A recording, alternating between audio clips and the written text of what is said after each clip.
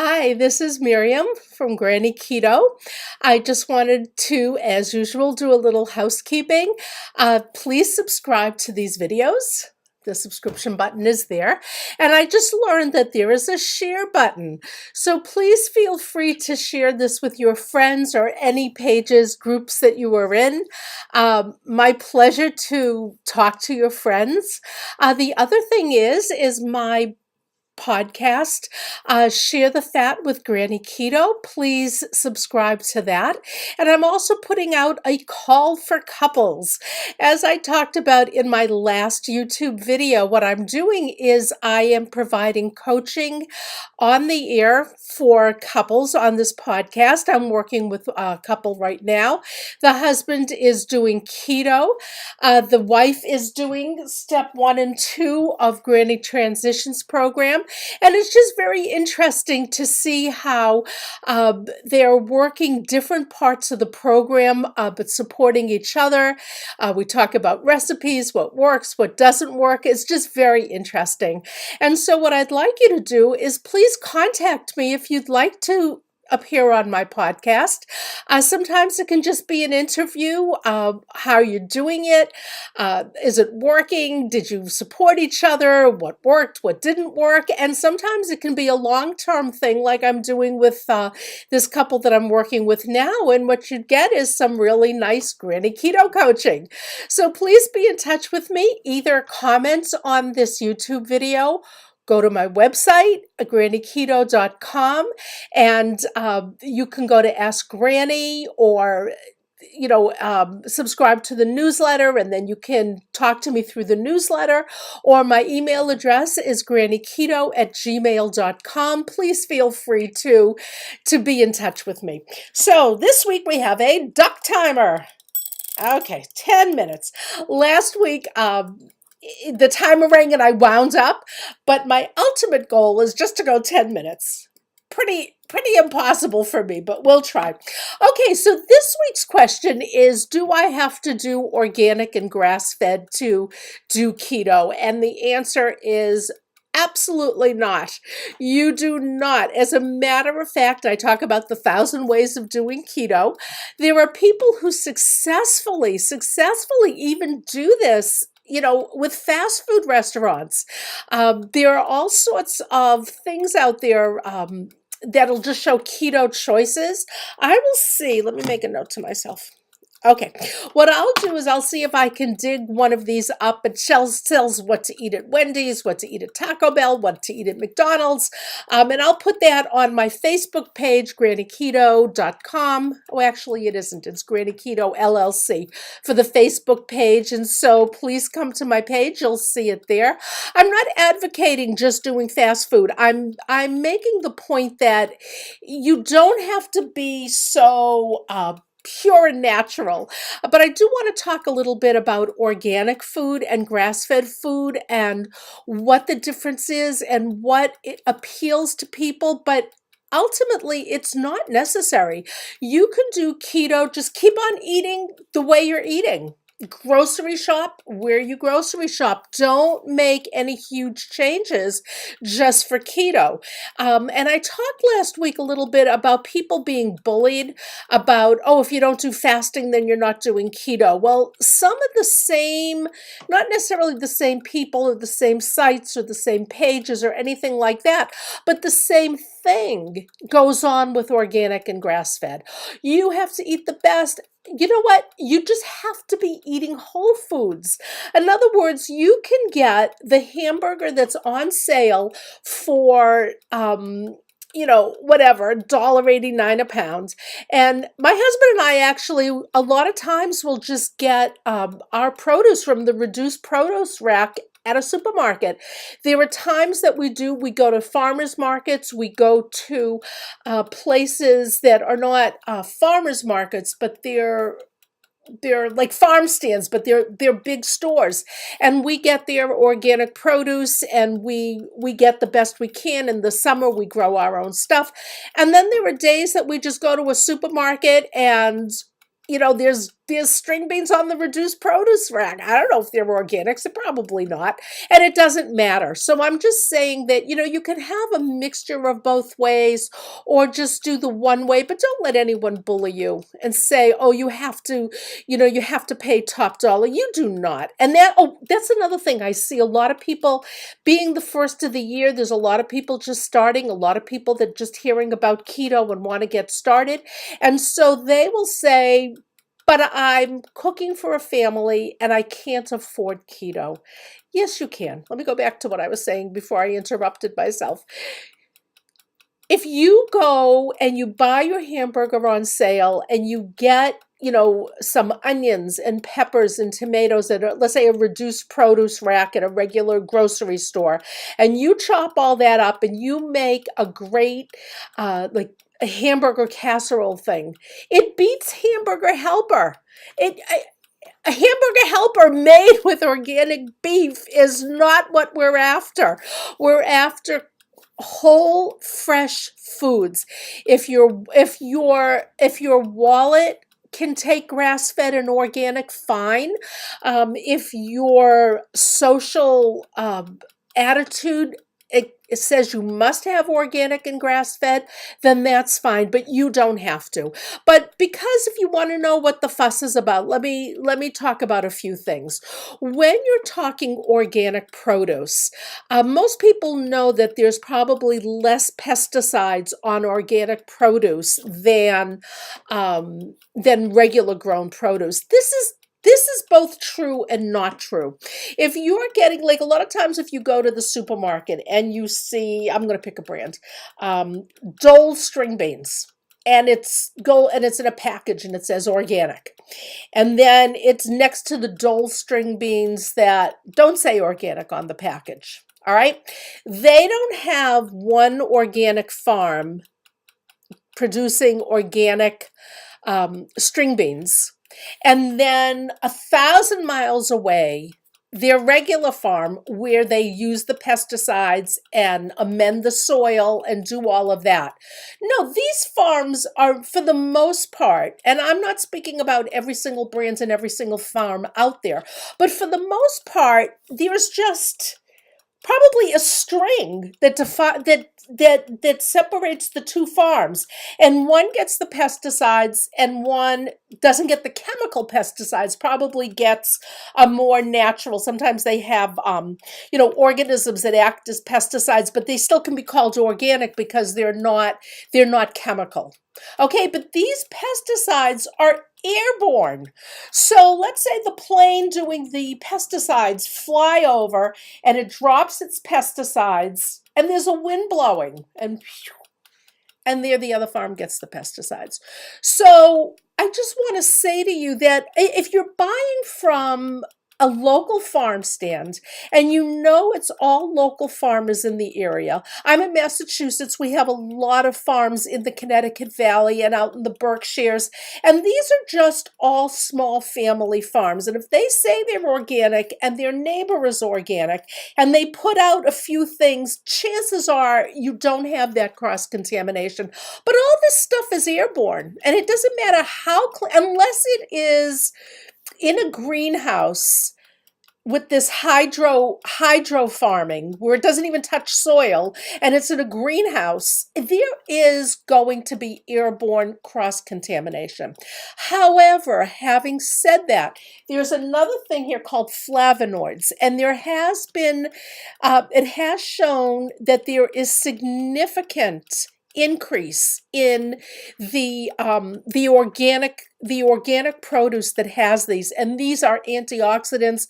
This is not the cross-contamination pesticides. This is the richness of the soil, and those foods come with the richness of the soil. So when you hear the term nutrient dense, that organic food is more nutrient dense, yes, in some situations, yes, there is a higher push with the flavonoids or a higher push with the vitamins and all of that. So yes, there might be a difference. Does that difference make a difference on keto? No, it doesn't. As long as you're having, fresh string beans and not string beans that have been, um, I see them, they're like potato chips, and you may see them there. There's pea pods and all this sort of stuff, and you eat them like potato chips, and they're dehydrated, and they're treated, and whatever the story is. They have, maybe cottonseed oil, and I'm not talking about all brands, but some brands. So yeah, as long as you're eating fresh, this is the most important thing. Eat fresh when you can, okay?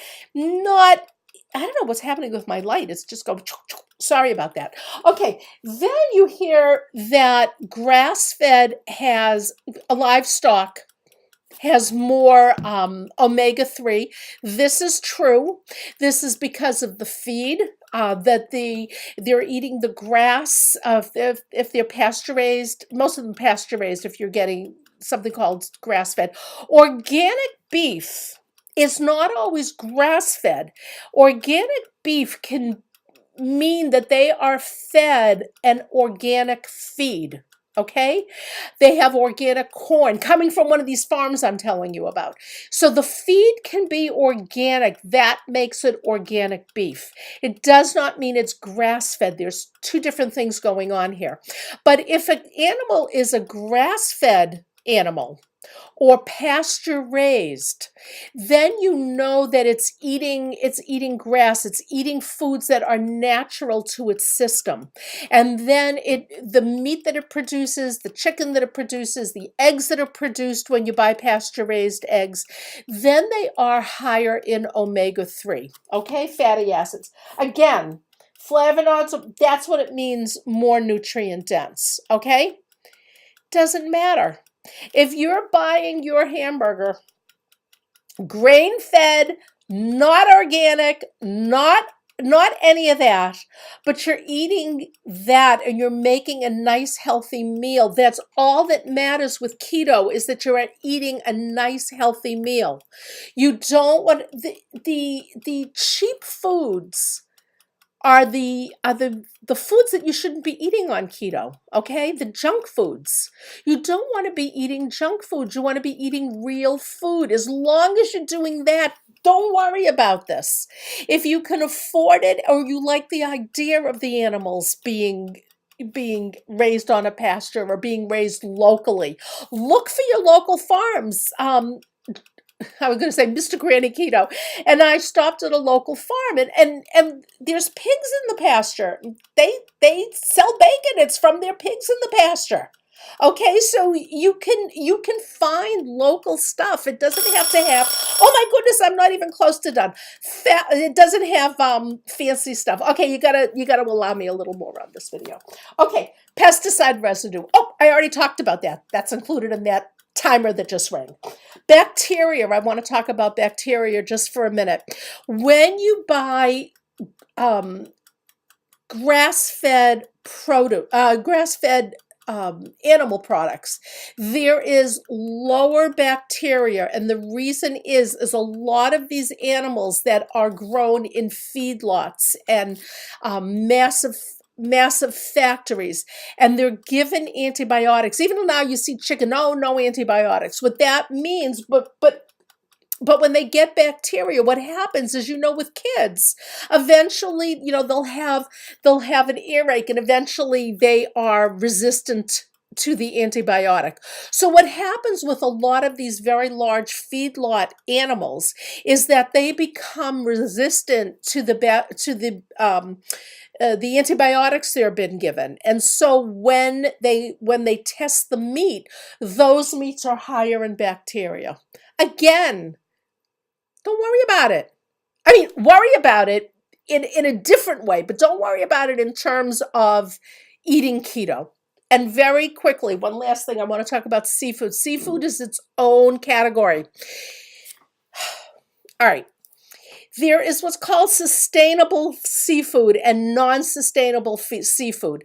And sustainable seafood is that the fisheries that provide the sustainable seafood don't fish out their locations. Okay, there is a cap. And they say, well, gee, there's no more snapper in this area. So we're not going to allow fishing here. We're not going to be allowing snapper. So sometimes you go to a store like Whole Foods who support the sustainable fisheries. And what they'll do is they either won't have the snapper because it's not allowed, or they go to fisheries that are not part of this network where they've been told that they're fishing the waters too heavy. That's one thing. There's sustainable fishing. I like that just on, I don't want to say moral grounds, but when I buy my fish, I make sure it's sustainable sources because I don't want this fish being extinct. Another thing you hear a lot is with farmed seafood. Tilapia is maybe the worst. You'll see farmed salmon. The reason you want to stay away from farmed food is because these fish are raised in tanks. There's bacteria, there's dirt, there's excrement, and and this is how they're just dirty fish. Whole Foods had farmed raised salmon, and I said to them, why are you carrying farm raised salmon? Because we all learned don't eat farm raised fish. They said the farming that their sustainable fisheries do is that it's not tank farms.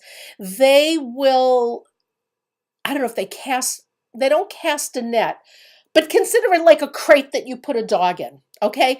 So they crate out an area, and like it could be acres and acres. So these fish are relatively free. They're not getting the bacteria that the small tank fish are doing, that a small tank fish are getting. And so sometimes when you shop at a place, Sprouts is a place, Whole Foods, I'm trying to think of, I can't think of it. Not Fresh City, but there's a few of them that are like Whole Food that only do sustained sustained fish. And if you see farmed fish, feel free to ask them. Okay, it's always good to look for wild caught, but I was educated there that there's a case where some farmed fish is as healthy and as morally raised as I went way over my 10 minutes, but I just wanted to say there are differences between organic, non-organic, grass-fed, not grass-fed, sustained fishing, not sustained fishing. But these are not issues that ultimately interfere with whether or not you can successfully do keto. So please don't think that, if you're on a budget, you can't do this well. Yes, you can. And don't think that, oh, the whole family is eating and I can't eat at McDonald's. I mean, this isn't a fast food YouTube video, but I'm making the point you're saying, oh, it's probably not grass fed and it's not pasture raised and I don't know what's in it and the lettuce probably, isn't organic. Please don't go hungry. Have a Big Mac, no roll, no special sauce. I mean, and enjoy a lunch. This shouldn't stand in the way of you being able to do keto. It shouldn't stand in the way of you being able to do keto on a budget. It shouldn't stand in the way of anything. And as I said with my last video, in the fasting business, don't let anyone bully you and say that you can't do keto because you're not doing organic, you're not doing grass-fed, you're not doing sustained fishing, forget that. You just eat full, whole, real food. Do your own cooking when you can. Just do what you have to do keto. You don't add grains, you don't add pasta, you don't add flour. You'll do just fine. And don't let anyone talk you into doing it any differently. If you want to change to the other eating with the grass-fed and the do it if your budget allows. Do it if you feel that you want to do it just for, maybe reasons of how the animals are treated. That's your decision, and that's your decision alone. And nobody should make you feel that you're doing keto any less. Anyway, so listen, thank you for joining me on this YouTube. Next week, and I'll tell you again, the answer is no. Do I have to count calories? All right, so that's next week's video. Please subscribe. Please share this with your friends. Please come to my Facebook page. I'd love to have you part of my group. Okay, thank you. Bye-bye.